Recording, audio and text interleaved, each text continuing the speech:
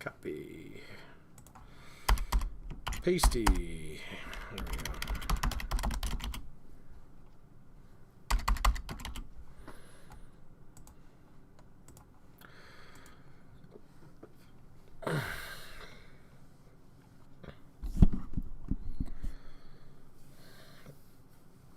we go.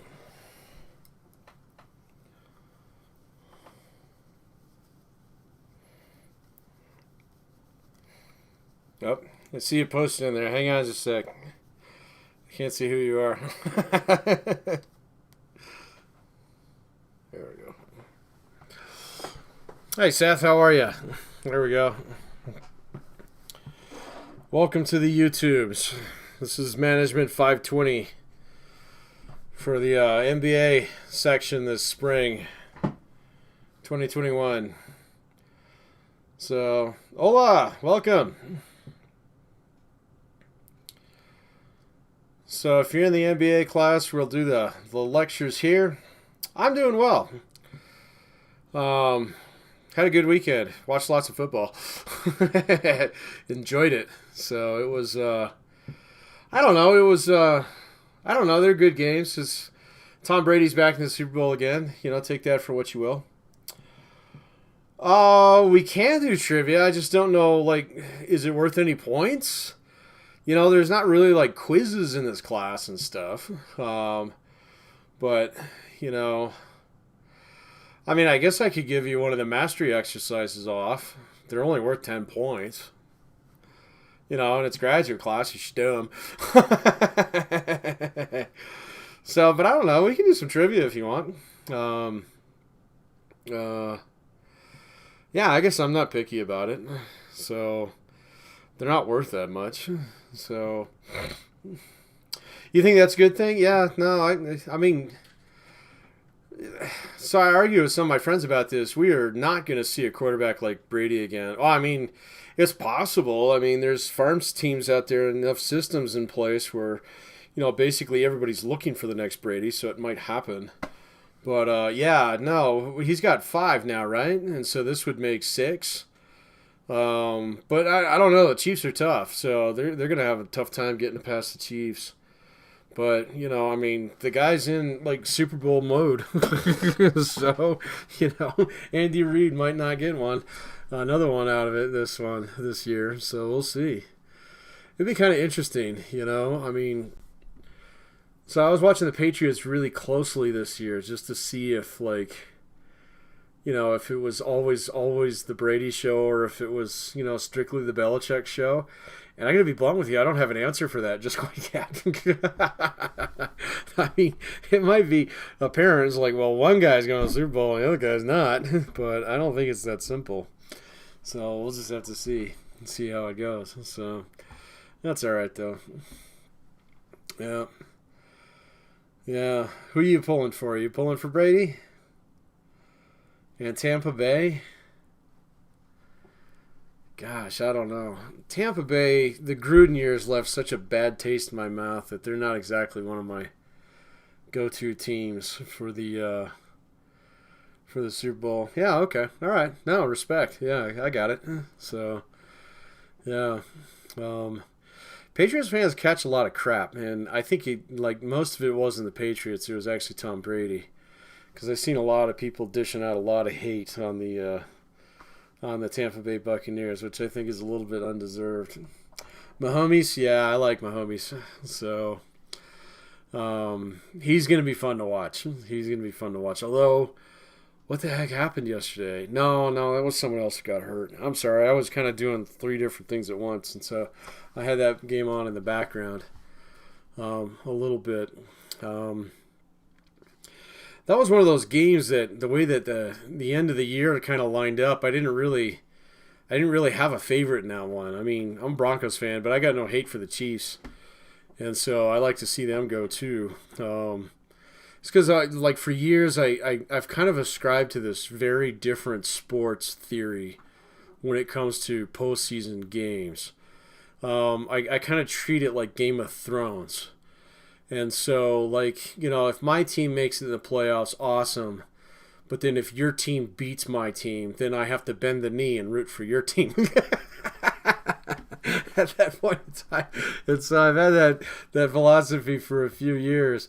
Well, quite a few years now. And so it means that there's times it's like, wait a minute, you're rooting for the Red Sox? I thought you were a diehard Yankees fan. It's like, yeah, I am, but they beat my team, and so I have to bend the knee.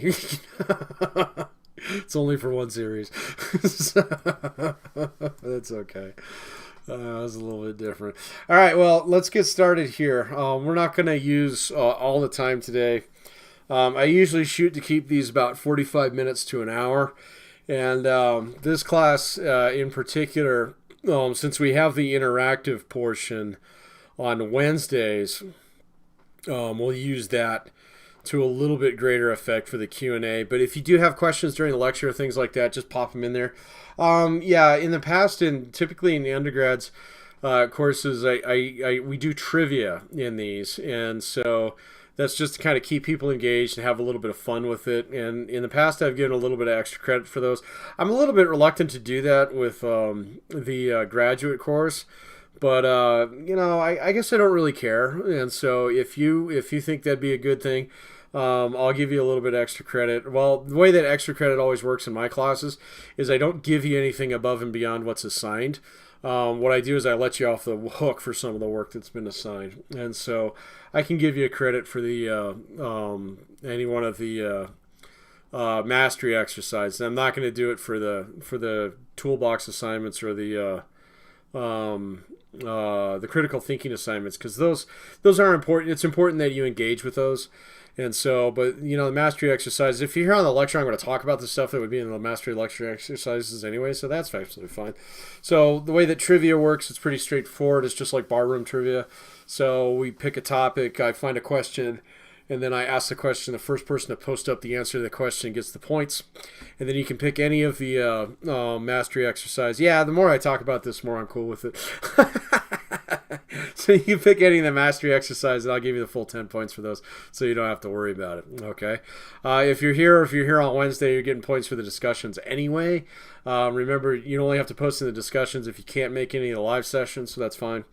That way it's there for you in case you need it. But this one, I'm more than happy to give you points for the mastery exercise if you answer the question. And if you got to get it first too. And so we always use my chat window here to kind of determine that. And so because sometimes when you post an answer, it'll show up in your chat window before it does somebody else's. So whoever shows up first in my chat window, you get the answer, and I'll give you the points. And you can take the points off any of the mastery exercise you want, 1 through 8. It's absolutely fine with me. Cool stuff, Nick? All right. So, yeah, thumbs up and emojis and things like that are absolutely fine. It is YouTube. It's absolutely fine. And just so that you know, when I do these, if you have a YouTube account that's using your full name, I don't post the chat later, okay? And so I won't call you out by last name on here. I might call you out by first name, but if you have a weird handle or something like that, I'll try and pronounce it, okay? But I don't post the chat anymore afterwards, okay? And so, I think YouTube's a little bit more secure in that respect than Zoom. Zoom's private. Nobody can crash your meetings, although that happens a lot. Well, I don't know. Maybe they've tightened that up, but in the past I have seen it happen. And so we're gonna stick with YouTube here for the lecture, and then we'll stick with Zoom on Wednesdays for our Q&A discussion type sessions. Okay, this one's much more lecture based, but yeah, we'll do some trivia. So I need a topic. Usually I kick things off with just general trivia. So if I don't get a topic, we'll go with that. But if you got a cool topic, that you want me to try and swing the bat on, I will do my best. Okay, so but anyway, let's dive into the material for this week. The only things that I wanted to point out here before we get started in course modules is I do have lecture slides in each one of these in here. These are a little old and stinky, but they do a really good job of actually summarizing the chapters, since the book hasn't changed that much since I started teaching on this book 3 or 4 years ago. And so I might use these slides, but I'm leaning towards actually just diving into the chapters themselves. and kind of opining on certain individual things. And so I'll probably do that. But what I wanted to start with here was with this Module 1 slide. I forgot that I had this really good summary slide here on what you need to do for the class. All right. And so there are just a few things that you have to do for each module. The opening exercise, which is true, false, no points for that. It's just stuff that I want to point out in the chapters. So do those before you do anything else in these. And then readings, usually 2 chapters, and the book is really good. And so, you know, the readings are great. If you can't make the live stream, don't want to watch the upload afterwards, things like that, dive into the chapter. Otherwise, I'll cover most of the stuff in the book, just not all of it. Discussion boards, and so again, discussion, I'm going to give you points if you're there on the Wednesday sessions, okay, where we actually will sit down and we'll walk through each one of the discussions in kind of live format. I started doing that with one of the MBA classes last fall. It's actually a lot of fun, and they're very cathartic. They're also therapeutic in some cases, you know, which you might have noticed with the first discussion question, which we'll tackle this Wednesday. We'll talk about that one. And then there's critical thinking case studies, so those come up. I don't think the first one comes up for several weeks. All right, so we'll talk about it a little bit more. And then portfolio project contributions, those are the manager's toolbox items in there. I do want you to do all of those. So there's 25 for each of the individual pieces, and then 250 for the final paper. These are not cumulative, so these don't add into that. These are 2 separate things. You can use these in that, though, okay? And then last but not least, the mastery exercises. Okay, so those are only worth 10 points. Remember, they're short answer tests. So 4 questions on those, just pick 2, all right, and answer them with about 3 or 4 lines of text using either illustration, examples from the book or your examples from your own personal experience. Those work just as well too. And that's why I give you the choice on those. So, pick the questions that speak to you more so than anything else. All right. Last but not least, if you have any questions about the class, keep in touch with me. So ping me, email. You can text me, although, I noticed that, with texting, a lot of people will text just like, well, what's due this Friday? And it's like, well, I don't know. Who are you and what class are you in? So if you decide to text me, at the same point in time, tell me who you are, tell me what your question is. If you're just texting me for an update, like, hey, I won't be there on Friday, it's fine. Just assume that I got it. Okay, it's absolutely fine. Okay, if you need an answer, end it with a question. end your question with a question mark. I will get back to you via text. You can also call me too, although I've had some people try and do that already this semester, and I don't know. I can't tell your number from some scam artist out there. So I don't answer those. I had a student the other day who was pinging me on a couple things, and I didn't know what the number was. And so he called me like 3 or 4 times, which is fine, all right, but didn't leave me a voicemail. And so leave me a voicemail, all right? So, scam artists don't leave voicemails. Students do. That's fine. Okay, so leave me a voicemail. But if it's not a burning dumpster fire, just email me. I'll get back to you, all right? So summary of the class. Let's dive into the material here a little bit and talk about Chapter 1 and 2. Chapter 1 in this book is all about organizational behavior. So it's going to talk about what is OB, what is it that we're trying to do? And, let's kind of get our fingers around the field. So let's just dive into some of the stuff here real quick. So in the chapters, they're organized like this. I always skip this first one. Whatever, like 1.1 or like this one, 2.1, that's just a case study. Don't worry about that. You can read it if you find it interesting, but you don't need to. All right, understanding OB. So what's going on in OB? So the layout of the book, I just kind of explained it to you. It always starts with a case study. It ends with a case study as well. So it's the stuff in the middle that you need to pay attention to. So hang on to that stuff, all right, in particular. And so organizational behavior in a nutshell, it's basically the systematic study and application of knowledge about how people go about doing things at work. Okay, and so I like to summarize it's the study of people at work. Okay, and so it involves all kinds of different things: teamwork, motivation, leadership, organizational structure, organizational design, job design. So all these different practical tools that we've learned over the years that make for a better, more productive workplace, that falls under the umbrella of organizational behavior. So OB draws from a lot of other fields. So there's a little bit of psychology in it, but it's not like industrial psychology. Industrial psychology is a much more clinical study. OB is a much more pragmatic study. study. So we look at, okay, what actually do we find out there in the work? So it's observational in its nature. And then how can we actually take those things that we find that work in certain places and try and apply them to more places? So along the spectrum of things, on one end, you have like clinical psychology or an industrial psychology, which is almost a science. All right, although some people would debate that. And then all the way on the other side, you'd have like the really cut and dried, rote, like absolute hardcore practical tools of a field like human resources.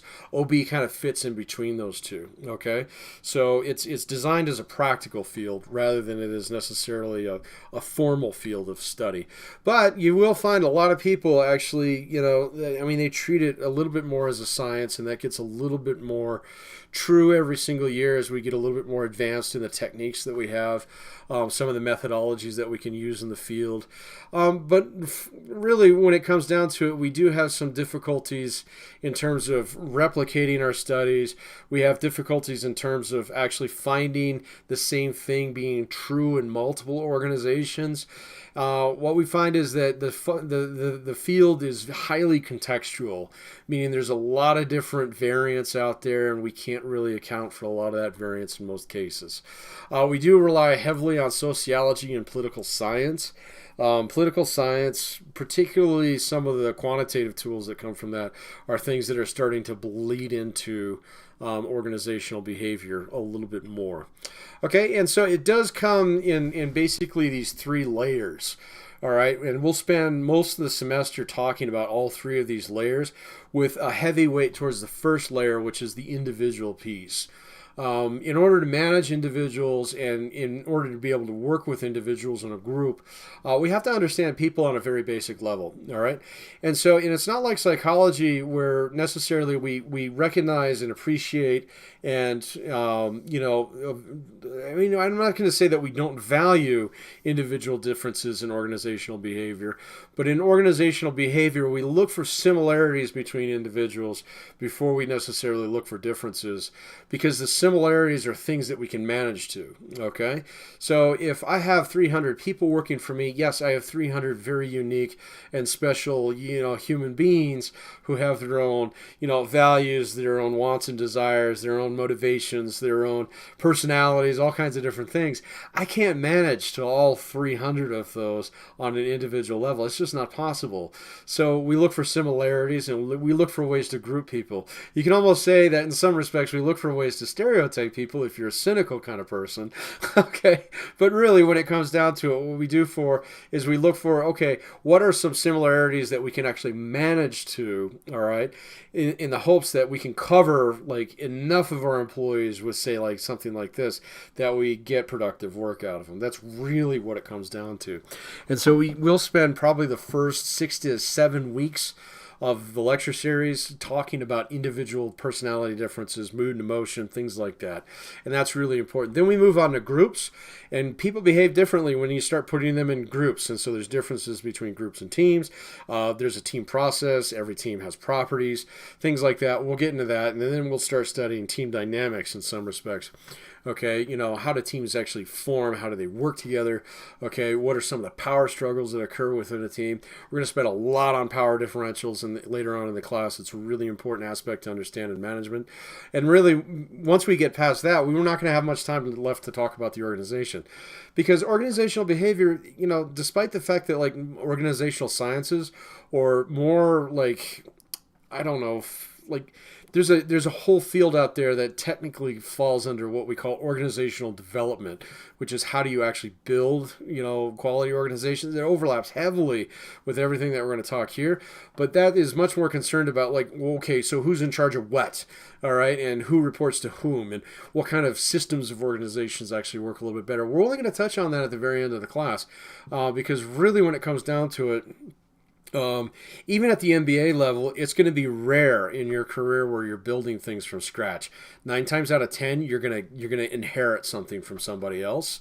Okay, and the organizational structure, the way that it's built, the way that it's set up, it's not subject for debate.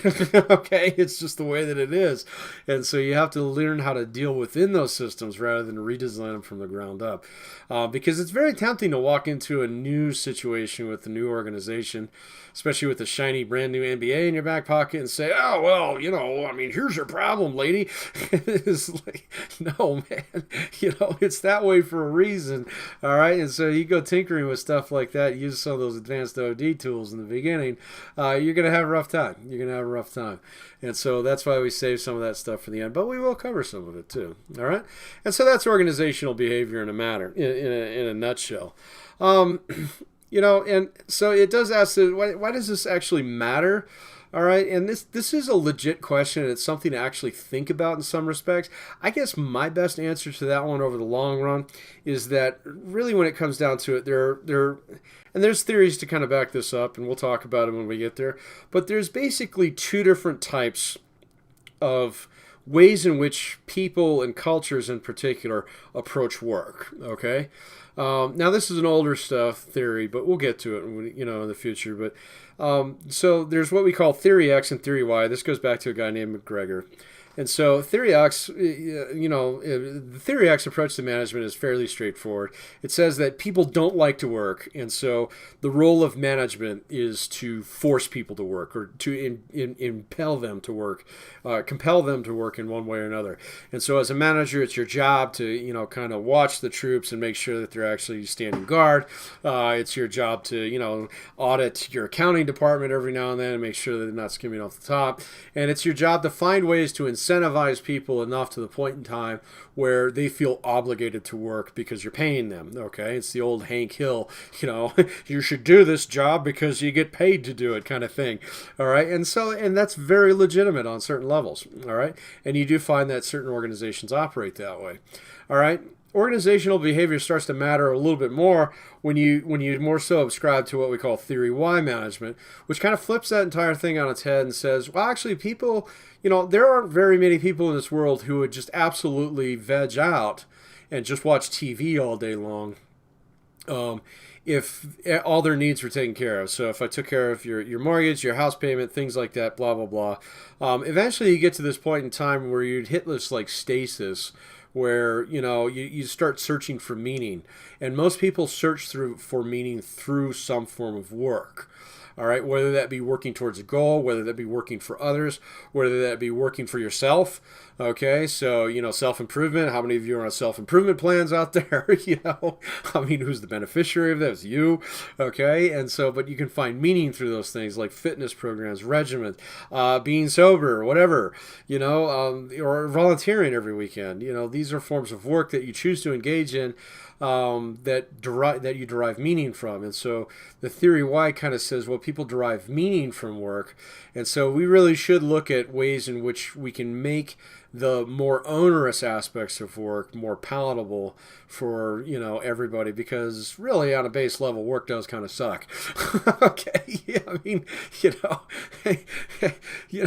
There's a lot of cool jobs out there and things, but we don't all get to be like helicopter pilots, and we don't all get to, be firefighters and things like that, and even those jobs, when you get down to it, nuts and bolts, you ask the people in it, it's like, well, how much of your job sucks? Most of them will say, quite a bit. You see this, and this, which are all cool things, but you don't see all these crap things that I have to do, in order to get to those cool things. And so, and that's really true. And so the second piece of organizational behavior, and the reason why I think it really matters, is because the world needs more jobs like that. All right, where we can actually get you to a point in time where, we don't have to make work as painful as it's made up to be. It's not all about suffering, so to speak. And so that's why organizational behavior is a thing, is because I'm not the only person who shares that view. There are a lot of people out there who've thought that way for a long time. And so we have an entire field here that kind of supports that. In full recognition of that, yes, there are people out there who do not like to work, and you need valid tools to be able to compel them to do so. We'll talk about those extensively. Okay? And so that's pretty much, the basic, nuts and bolts of OB. The chapter goes into a little bit more detail here that, I'll let you kind of peruse through, but I don't want you to think about it too much until you run into something where there might be a question that's burning in the back of your skull. Okay? There are tools in the book, and there's like little nuggets, Easter eggs that you'll find here and there that will just ask you some basic things. Some of these tests are kind of fun to run through, and some of these exercises are kind of interesting. So, like journaling here, they talk about journaling as a manager. I never did it. I never found it too terribly relaxing, shall we say, to spend the time that I had immediately just spent at the office talking about reflecting on all the mistakes that I made. But I will tell you something, that part of this class is designed around reflective exercises, and you do have to take stock, all right, from time to time, about how well you're doing as a manager, what you've done poorly, what you've done well, how you can improve, because that reflection piece does make you better in the long run. I'm blessed because I work in a profession where I get to fire everybody every 6 months, when you all pass the class. All right, so if you fail the class, I see it as a failing on my own part as well, because I didn't get to fire you. So, but the cool thing about that is it allows me to go back and rethink about what worked well, what didn't work well. I use your feedback in that as well. The feedback that I get from alumni who maybe took the course a couple of years ago and they're reaching out to me, things like that. And so I get a chance to do that. When I was actually managing the field, and I was a manager for over 15 years, I had to scrape out time to do that. And so something like journaling might help you with that as well. But it's the idea behind it, not necessarily the method. That I want you to think about. And the book is full of really cool little things like that. All right. So that's this first section here. Let's move on to the next one here real quick. And again, if you have any questions, comments, concerns, just dump them in there. I check them from time to time. And so, I will absolutely positively chime in on those. Learning styles in this one, you don't really need to spend too much time on this one, because I'm sure you've seen this one before. The idea of learning methodologies and modalities. This is something that we can talk about in a little bit greater detail down the road. Not something you need to spend too much time on. We do want to actually dive into this one here a little bit, understanding how OB research is done. Before we dive into that, I think it's quiz time. So we're about a halfway mark here. And so I need a good trivia topic. Otherwise, I'm going to find something general here. All right. So if you've got something burning on the tip of your mind, that's great. Otherwise, I'm going to start finding some general trivia questions to ask here. And the way this works is I usually only ask one each time we take a little break like this. And again, whoever posts up in there first, you get it. All right? So are we cool with general trivia? If so, I'll just find one here. Let's see. General trivia can be just about anything. So, and I mean, in the past, we've done everything from astronomy and geology to like just in the last class, I think we were doing 90s sitcoms. So one of my favorite ones to do in the past was breakfast cereals. Let's see. Here's a civics question for you. I haven't seen this one in a long time. All right, this is a civics question. See if you know your American civics and trivia. Actually, this is more of a history question. What is the official first state of the United States? It was the first state to actually ratify the Constitution of the United States. So there is a state out there, out of the 50 of them that we have, that is technically number one. Which one is it? So if you get this question correct, I will give you credit for any of the mastery exercises of your choice. You get off the hook. And so punch your answer in there. Googling is totally fine. But what was the first state of the United States? The first official state to Yes, you got it, Seth. That's correct. It's Delaware. Max says Massachusetts. No, I'm sorry. You're close. I think Massachusetts is like number 3 or 4. Kiki, you're correct too, but Seth beat you to it, so he gets the points on this one. Good job. But yes, it is Delaware, officially the first state, which is that's where Joe Biden's from, if I'm not mistaken. Yeah, it is. So yeah, because that's why we don't have student. I'm not going to get into that. I'm on a politics break for a while, although that was hard, was it? Did you have to Google that real fast? Is that a hard question? I could ask you an easy one next time. Let's see what I can find. So for the next one, but we'll just keep up with general trivia here, because oh my gosh, this site has a ton of it. Cool. That's why I'm in business. Yeah, history was hard. Actually, my first degree is in history, so that was kind of that was a failed attempt at becoming a history teacher, which I actually did get the chance to do later on in my career after I got out of industry. I signed up to be a substitute teacher because there was a thing in the back of my head. I always want to be a teacher and stuff. And I was awful at it. All right. So I'm going to tell you that, like, I taught in high school for 2 years and then middle school for about a year. And I was this close to just giving it up and going right back into industry when I got the chance to start teaching business. All right. And once I started teaching business where I could combine my experience with, the fact that I like to teach, that's when it clicked for me. But when I was teaching middle school in particular, there was not a day where I went home, where I came home more pissed off than I left. Okay. And particularly there was one semester there where I was teaching seventh graders, and I gotta tell you, seventh graders are just universally awful people. So I hold to that opinion. So, and then when I was teaching high school, juniors were kind of in the same boat, and then as soon as I started teaching at the community college, it was like, oh, I found my people. I can get along with them now. So it's really important to be able to get along with the people that you work with. But anyway, back to OB here. Let's talk about research methods in organizational behavior. So most of the stuff that we're going to talk about in this class comes from academic research, and it comes in like two different flavors. There's what we call observational studies, where you go out there and you embed yourself in a company for a little while, or as a consultant, something like that, and you do very qualitative kind of stuff where you're observing people, you're interviewing people, you're talking about how things work around here, and then you kind of stitch together some of that information, compare it to either current theory, develop your own theories, things like that. Then you've got theory, you go out there and you empirically test it in one way or another. That's how the field kind of started, all right, was largely with observational studies.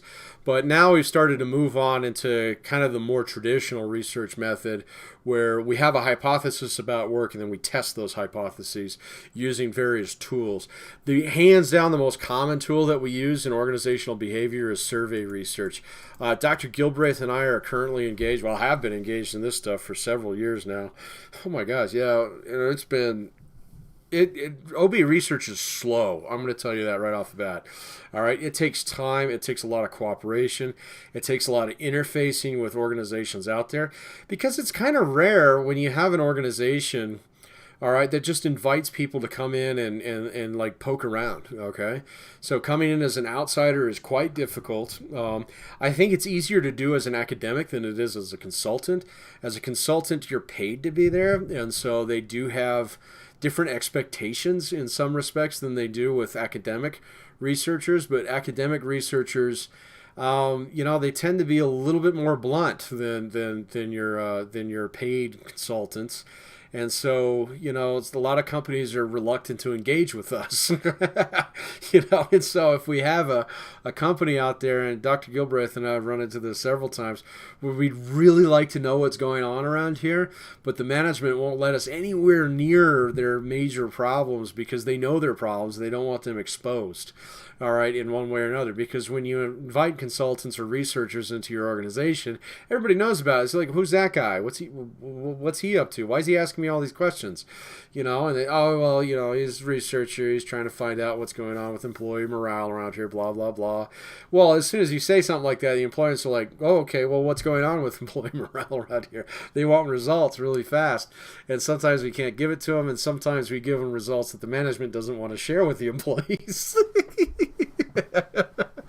So, survey research is about as best we can do. There's no such thing as controlled experiments in organizational behavior where we say, oh, well, there's a great benefits plan, and, the employees are complaining about the lack of benefits. So we're going to have a control group, and then we're going to have a randomly assigned treatment group. We're going to give the treatment group better benefits, and we're going to screw the control group.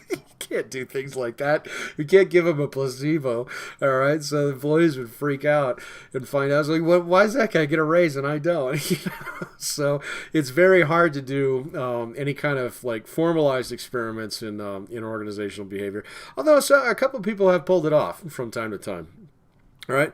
Survey methodology is something I can talk about ad nauseum. I would tell you that if you actually do want to run a survey on the job, something like that, you want to know what employee morale is, or, how people feel about the management and stuff like that, go find something online. All right. And don't try and make up your own questions. It's harder than it looks. And if you do decide that you want to do that, please contact me. All right. I will help you with it. But at the same point in time, understand that, you're going to make a lot of mistakes in some of this survey research if you don't actually just kind of build off the tools that are out there. We run into this with our survey research that oftentimes we'll have a very set, like these are good questions, they're vetted, they've been validated, they're valid questions, so we can back them up with a lot of research. We take them to a company and they say, well, we want to change this one. And you're like, no, we can't change it, man, because then we can't actually compare it to the rest of the data. That's really difficult to explain. Or they'll taint the entire survey with questions they're just like, They might be nice to know things as far as the manager goes, but they're not going to get the answers that are accurate in those cases. So, they ask like leading questions like, don't you think the management's doing a great job around here? It's like, well, no, actually I don't, but obviously you think you do, so I better answer yes on this one, Or like one of the other things that we run into is we'll find that there's organizations out there that they just don't want to tackle their major problems, okay? So maybe they're an organization that is run by either a holding company or an individual entrepreneur who's just a cheapskate, all right, and they know that pay is an issue, and then they know that vacation benefits are a problem, and they know their benefits package sucks, all right, but they don't want to hear that, okay, because they already know that. And the last thing they want to do is go around and ask everybody, oh, hey, what would be better around here? And everybody universally says $5 raise. It doesn't tell them anything either. But survey research is kind of how we do it out in the wild, all right? Sometimes we do field studies. Lab studies aren't so popular as they used to be. So back in the 60s and the 70s, they used to bring people in. They would have controlled lab experiments, much like if you've ever seen anything on the Zimbardo experiment, with the Stanford prison stuff. That's technically a lab experiment.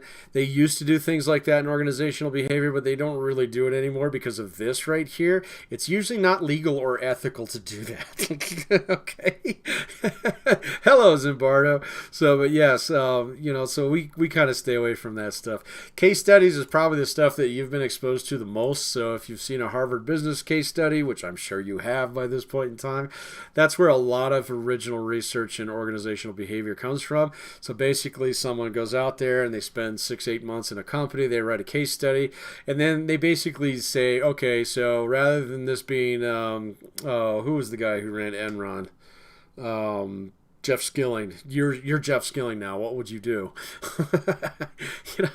I think case study research has its limitations, but also it does give you exposure to some of the real world stuff that's gone out there. So that it's good in that respect. It does have its limitations though, because oftentimes if I could put you in charge of a situation, so like pretend you're the marketing manager of XYZ, you can make all the decisions you want and you don't have to suffer any of the ramifications of those. All right. And so, they're good, but at the same point in time, they do have limitations. And I want you to understand that as a manager, you have to kind of stew in your own juices. You have to sleep in the bed that you made, all right, in order to really learn from some of your mistakes. And so we'll talk more about that on Wednesday, all right? So because this class does have portions in there that I have baked in there where we do stuff like that. And you might find it a little uncomfortable from time to time, all right? All right, so that's chapter 1 in a nutshell. All right, because I think the next one is just talking about trends and changes. You've probably seen all this stuff before, things that are going on in the world out there that actually will affect business in the future. I mean, they're all stuff. You're an MBA program. You've heard this, globalization's a thing. It's going to continue to be a thing. The interconnectivity in the world is not going anywhere. So that's going to compress margins in the future. It's going to make management more difficult. Sometimes, it brings in the question, why do we need management? All right, so you can subcontract everything now, so we don't need to have our own employees. Hello, Uber. And so, those are all legit concerns. Technology, the advancement of different technologies out there is certainly changing things. I mean, the fact that we're doing this on YouTube here is a great example of that, as opposed to actually doing it face to face. I mean, I don't know. I'm going to be blunt with you. I mean, this is the biggest MBA class that I've had, so obviously it's working for a lot of people, So, I mean, sometimes you just have to stare reality in the face and say, oh, that's reality. And in other cases, you have to say, okay, well, how can we make the best of both of these things? You're going to run into so many chances, so many things like that in your career, okay, where, you just got used to the way that things were, and all of a sudden, boom, technology changes it in one way or another.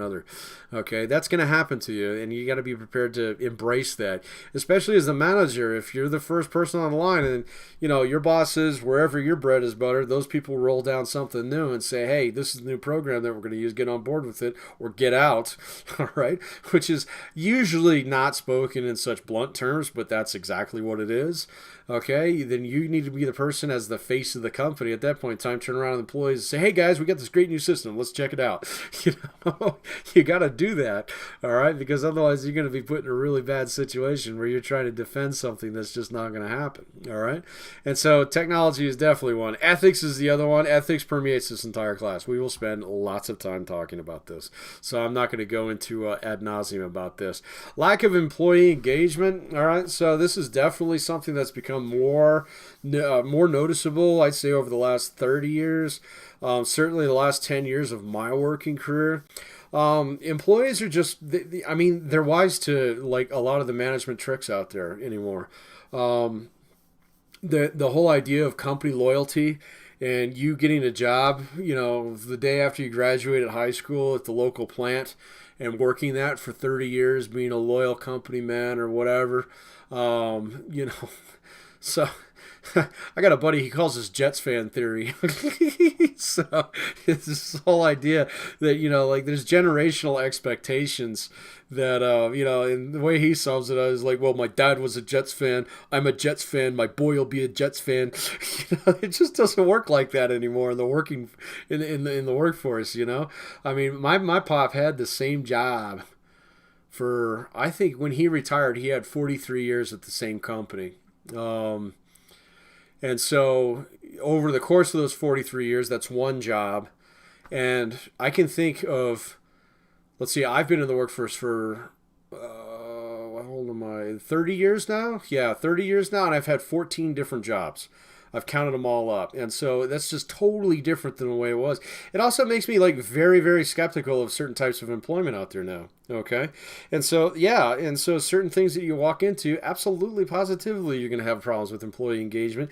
As the manager, it's going to be your job to deal with that. Okay. And sometimes it just is what it is. And you got to deal with it. I mean, you just got to bake that into your thinking. And other times, maybe it is something that a little bit of OB goes a long way. And you can actually turn that around. 9 times out of 10, Dr. Gilbreth and I find that in certain organizations, it's just like a couple little tweaks here and there, and boom, like a lot of things change. Okay? In other places, you can turn all the dials, push all the buttons, pull all the levers, and it's not going to change. Okay? So we'll talk about why that is here in just a minute. All right? So here I talked about technology, flattening world. I talked about globalization. Here's a good one to talk about. All right, real quick. All right, before we wrap up chapter 1 here. Notice that we're getting about 15 minutes in here. I'm not going to talk about chapter 2 today. All right, there's a reason for that. We'll come back to that. All right, chapter 2 is our diversity chapter, which is very, very, very important. And so, I have something special planned for that. Okay, we'll get to it in a minute here. But related to that is this, aging workforce and the millennial generation. All right, so first and foremost, I am somewhat opinionated on certain things. And one of the things that I'm opinionated on is on this label right here. I am not a fan of this at all. All right. So I've done the deep dive on this stuff. All right. And let me tell you something, that the way that this is permeated, this idea of generational theory, Okay, generational theory has permeated popular culture in the last 15 years, and unfortunately, it's bled into management literature. So we're seeing it right here. I'm not a fan of it. All right, it's one of the things in this book that I will call out. All right, but I do want you to understand that a lot of people are thinking this way in this time in this day in particular. I'm very active on LinkedIn. I can't spend like 10 minutes on LinkedIn without finding some kind of poll or survey or like little interest piece on how you appeal to the next generation of workers and stuff like that. It's all fluff. I'm going to tell you something right off the bat, is that this whole idea of generational cycles comes from two guys who aren't sociologists, who aren't historians, and who certainly aren't demographers, people who study populations. Okay, they basically wrote a book back in the 90s that became a piece of popular history for a little time. I think one of the guys was a playwright, if I'm not mistaken. I mean, they were both like Yale or Harvard grads or something like that, and so everybody instantaneously says, "Oh, they must be smart." And that's not true. Okay, that's not true at all. All right, I'm not going to get on too high of a horse here with this, but I'll tell you something about this: that this entire theory that people who grew up in a certain point in time have a different collective identity than other people is complete hogwash. Because what really happens, okay, and you're going to start to notice this in the workforce the minute you start managing, is it's not about when you were born; it's about the trajectory of your career and where you've been in your career. Okay? And so I'm going to tell you right off the bat, if you're 23 and if you're in the 3-2 program and you maybe it's your last year of athletics or something like that, and you're getting out there and you're getting ready to take on the working world, your attitude at 23 is going to be very different than your attitude at 35 or 45 or 55. Okay, that's normal. Okay, it has nothing to do with the collective identity. Oh, I grew up without the internet. I grew up with the internet. I grew up without Twitter. I grew up with Twitter. I watched the Flintstones. I watched SpongeBob. None of that matters. Okay, what really matters is, where are you in your career? Okay, and where are you in your life cycle, your life trajectory? That is going to tie into so many other things that we're going to talk about in this class, where, talking about like, okay, millennials feel this way versus Gen X feels that way, that is useless compared to the idea of like, okay, well, I have Bob, he's working for me over here. He's got 3 kids. His wife is going through some health issues. He's having trouble saving for college. He's trying to pay down his student debt, which he still has, and things like that. That has nothing to do with what generation it is. It has everything to do with how his career has gone at that point in time.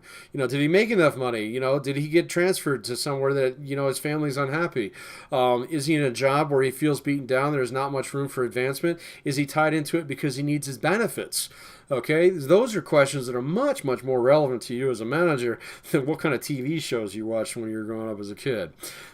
Again, this is kind of my high horse, because this whole idea of the book that these two get, their name is Strauss and Howe, if I'm not mistaken. The idea of the book that they wrote is that there's predictable cycles in like generational theory. All right, and as somebody who trained as a historian, I know that's garbage. And so when I see this stuff starting to leak into, business lit, it does get under my skin a little bit, because really when it comes down to it, all it is a great big stereotype, okay? And chapter 2 is going to teach you all the reasons why you should not do that. All right? I know you guys don't do this. All right? I mean, I've been teaching for years. How many screaming racists have I met in college? 0. How many have I met all the years that I was working on the job? 2, 3, maybe. All right? How many misogynists did I meet? Lots. All right, but that's function of industry. I mean, I worked for a railroad, for crying out loud. It was normal.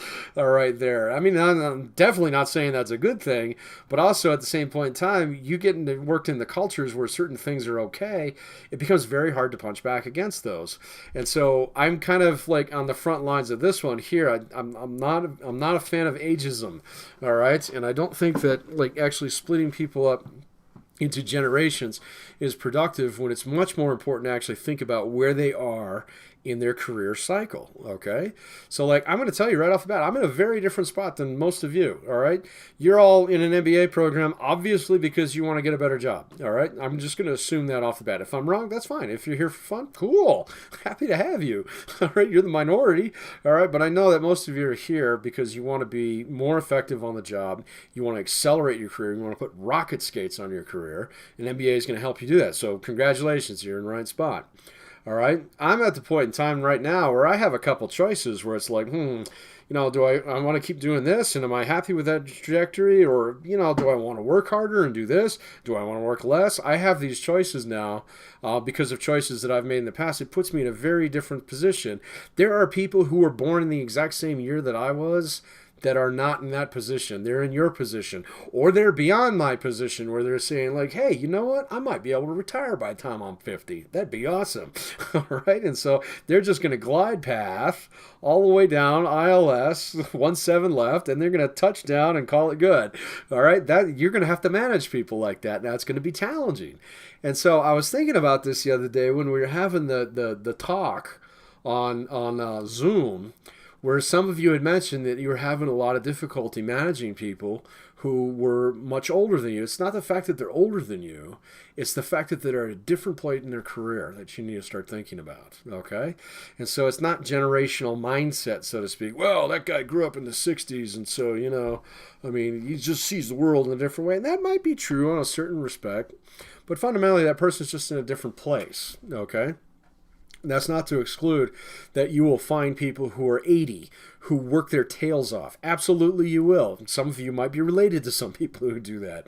And likewise, you might find somebody who's very young in the workforce, just a couple years out, and they're going to treat their career like they're almost ready to retire, okay? You're going to have to find ways to manage people who are doing that as well, okay? And so this generational theory that you see come up in these, I want you to take this with a grain of skepticism. I hope I've given you some ammo for that today, but at the same point in time, feel free to push back on me with that too, okay? All right? There's a lot of people who take this stuff very, very seriously. If you're one of them, I want to hear your case. I really, really do, because it matters, all right? It matters that we actually have these discussions and we just don't take some of this stuff at face value. And so the things that I don't take at face value, I'm going to point out to you, and I want you to do the same thing for me. If there's something out there that you say, hey Pat, what you're saying kind of stinks, call me out on it, all right? I'm happy to have that debate, okay? And not with the intention of winning that debate either, but the intention of learning from you on it, all right? And so that's something that actually makes for, a much better manager in the long run, all right? If you can actually engage in discussions like that, challenge some of the things that you see out there, and at the same point in time, also understand that there's another viewpoint that might be just as valid. All right. And so anyway, off the high horse on that one. We've just got a couple minutes left here. We're going to talk about just the last few things in here. And then we'll promise you one last trivia. And then again, I'm not getting any questions today. I'm going to encourage you, if you have any questions, anything that you're curious about, any comments you want to make, is slap them in there. All right. I love interacting, but sometimes it is kind of hard to get that going on the first day. And so if you've been a little reluctant, just punch it in there. All right. So I'd be happy to discuss these things in this format as well. Again, we do have it on Wednesday, so we'll have more opportunities to do it there too. All right. Global marketplace for staffing and outsourcing. All right.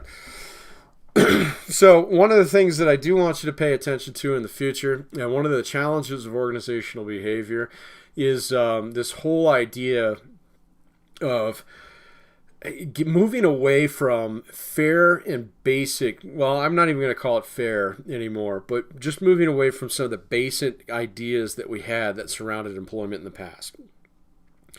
So that society that my dad worked in, where, you could expect the same thing from a company for 45 years, retire with a fat pension. Yeah, I mean, his pension wasn't even that fat. So, but at the same point in time where, you didn't have to worry about some of those things because the company wasn't necessarily going anywhere. Of course, we all know that's not true, all right? So, and that is one of the things that in particular you're going to face challenges with as a manager, okay? Because as a manager, I would argue that if if you care about your employees, which I know most of you will, all right, there might be a few misanthropes out there, and that's fine too. There's definitely places in the workforce for you, all right. But at the same point in time, it's hard not to kind of like, you start to have an affinity for your employees, your work group, your company, things like that, especially if they take good care of you. But in today's world, it's so fluid that it's becoming difficult to actually, establish long-term relationships. And this has a lot to do with that. So this whole idea of outsourcing, offshoring, and outsourcing comes in a lot of different flavors nowadays. Back when I was in business school, outsourcing was like, it was all offshoring. It was like about moving factories overseas, and now it's not even that. Now we have things like Instacart and Uber, where everybody who works for them is a 1099 contractor. We have situations where restaurants are classifying employees as, salaried employees, which really puts them on more of a contingent basis than you would be if you're a wage earner, just through nuance in exploiting certain parts of the law and stuff like that. There are a lot of instances out there where you're going to have to start to deal with some of this and realize that a lot of the relationships that you're going to be working with on the job are not going to be as permanent as maybe as you kind of hope they would be. And so that's going to be something that you need to start to think about in some respects, because some industries like endorse that more so than others. Okay, so now I know in Pueblo, everybody's got somewhat of an emotional attachment to the mill.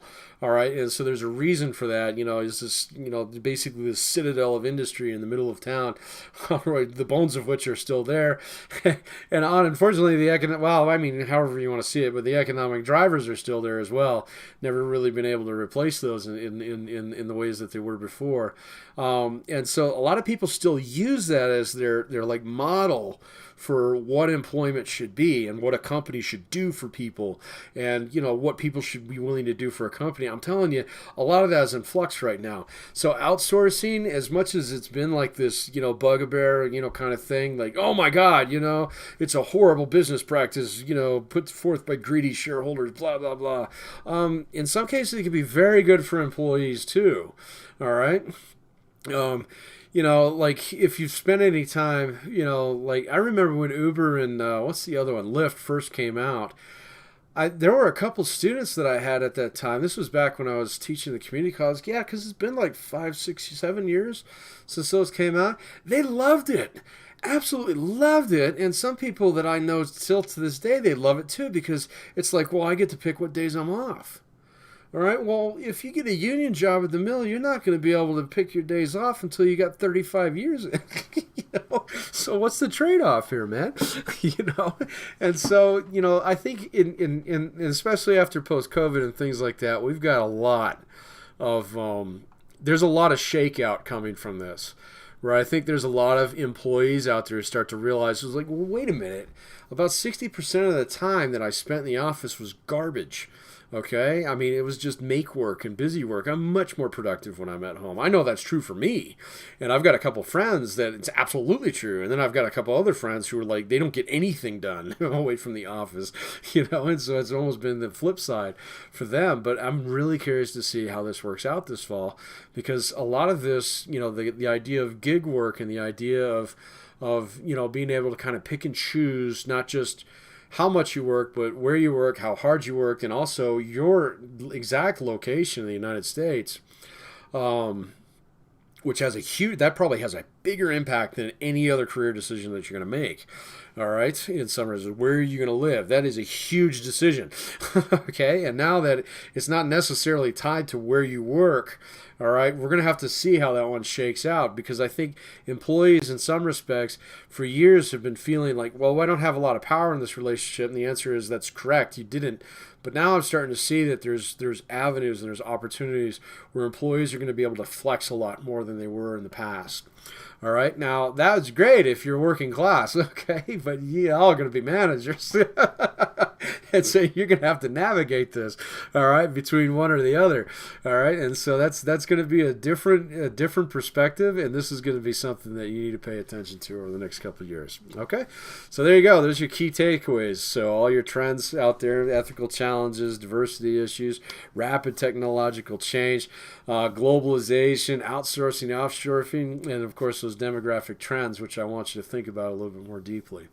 All right. Especially as the workforce composition changes. One of the things that we noticed, and a lot of people were saying like 10, 15 years ago, oh, there's going to be a huge wave of retirements, blah, blah, blah. Haven't seen it. So I haven't seen it. It just hasn't been a huge wave of retirements.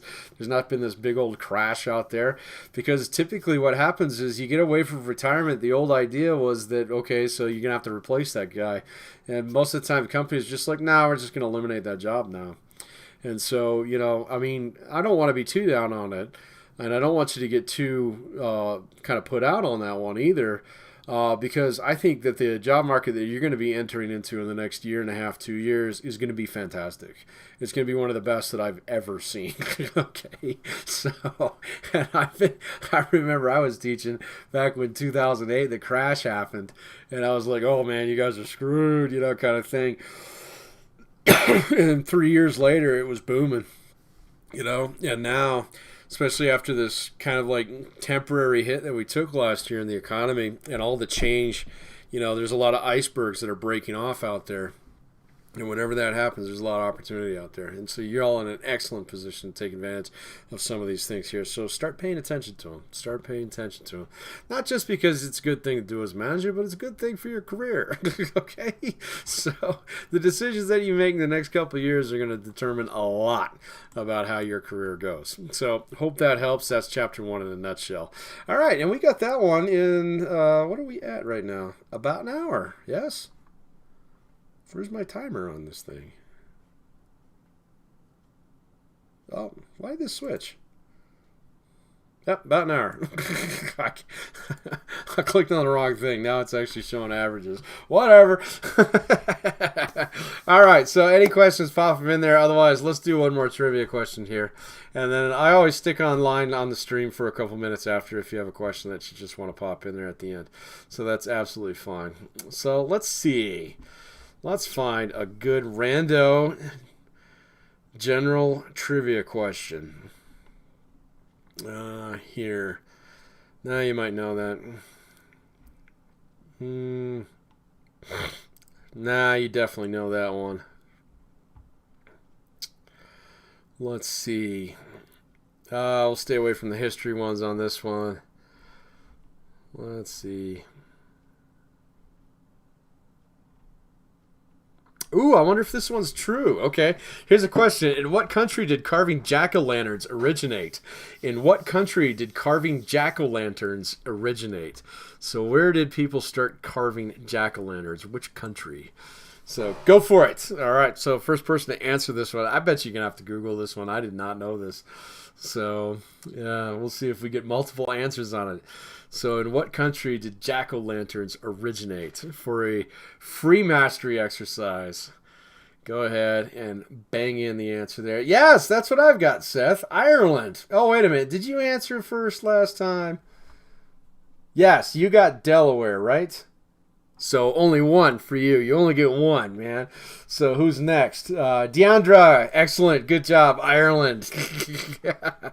That's what I got here too. Well, everybody, looks like there's a consensus on this one. So we'll go with Ireland on this one. All right. So Seth and Deandra, email me. Tell me which mastery exercise you want off. You can pick any of them, 1 through 8, all the way across the semester. They're not worth that many points, but I'll let you off the hook for doing those.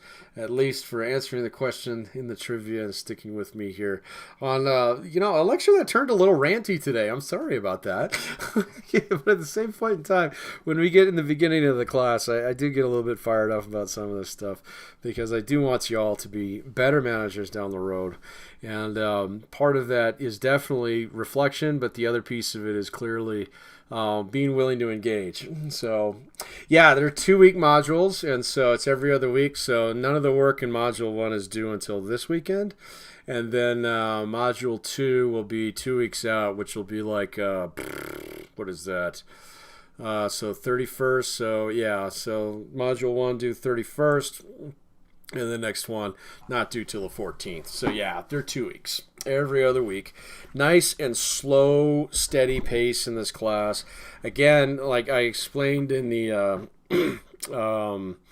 opening thing that we did on Wednesday, the purpose behind the class is not for me to beat you up with work.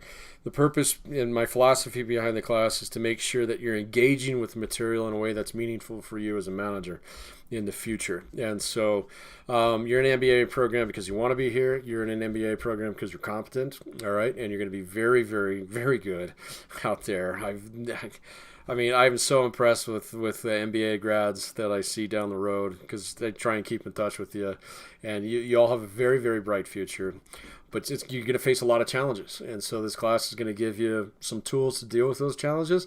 I want you to use them, all right? But I also want you to be discerning enough to know that, okay, so this doesn't apply to me, or this isn't necessarily a problem that I have.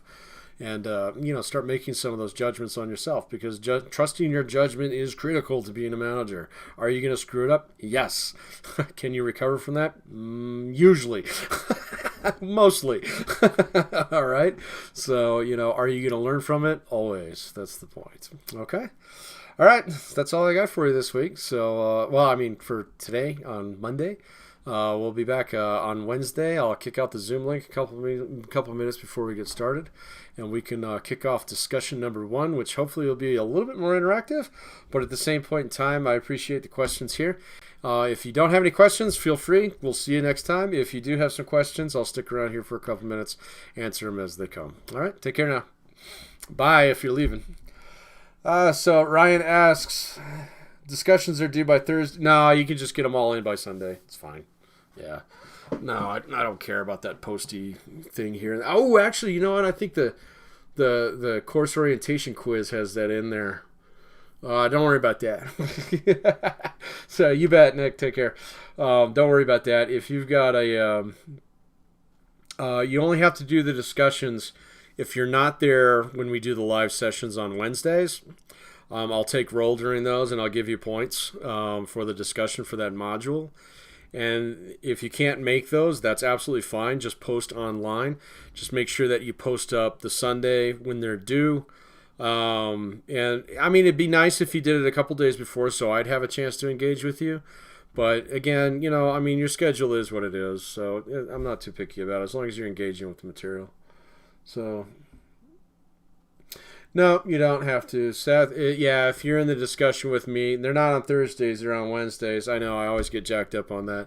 They're on Wednesdays. And so, no, as long as you're participating in that, engaging with me on it, then no, I'll give you credit for both.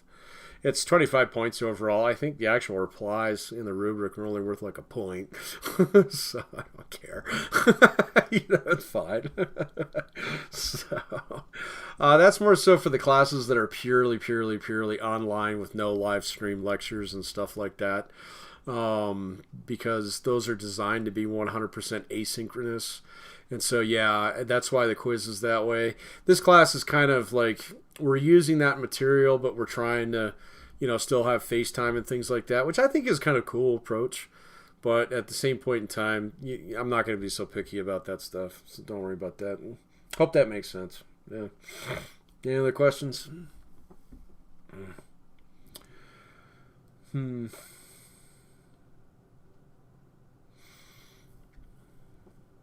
Nothing? We'll give it a minute just in case someone's typing there. So, that. Enjoy the weather.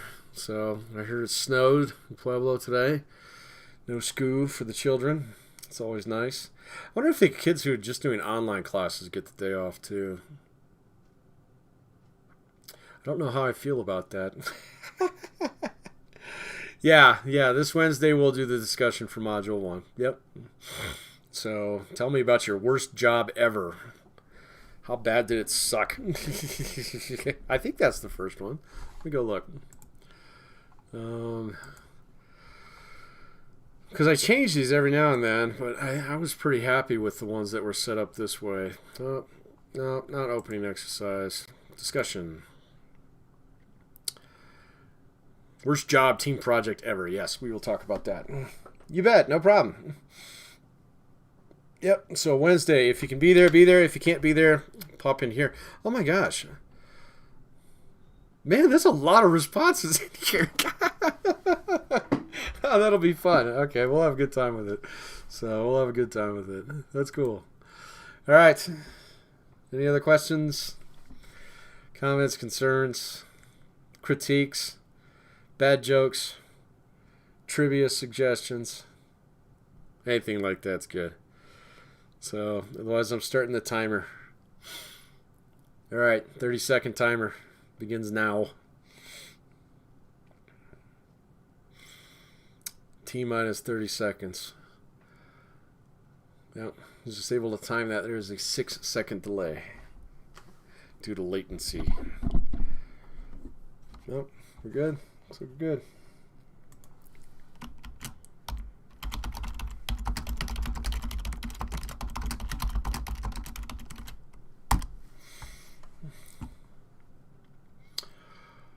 Five, 4, 3, 2, 1.